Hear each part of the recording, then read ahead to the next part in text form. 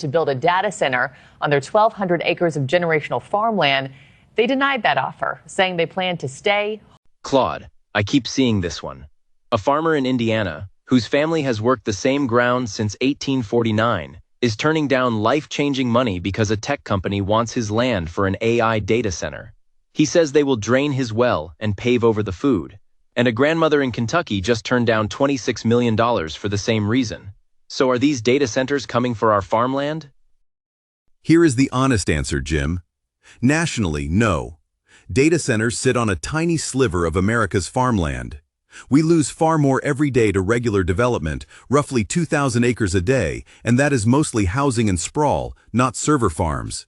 So anyone telling you data centers are ending American farming is wrong. But that national average hides the real story because the pain is concentrated. In a handful of counties, the water table, the land prices, and the electric bills all get hit hard at once. And for a farmer on a private well, a fraction of a percent nationally means nothing when it is his aquifer under the field. Okay, so it is not the whole country, it is specific towns. But those towns get jobs and tax money out of the deal, right? That is what they always promise. That is the part that does not hold up, Jim. A data center that costs $500 million usually employs only 20 to 50 people once it is running, and the tax breaks to land one are often bigger than what the town gets back. Meanwhile, one big facility can evaporate millions of gallons of water a day locally. And here is the receipt, because it comes from Virginia's own legislature, not an activist. In one scenario, the average Virginia home pays about $440 more a year by 2040 because that cost gets spread across everyday customers, not just the tech companies.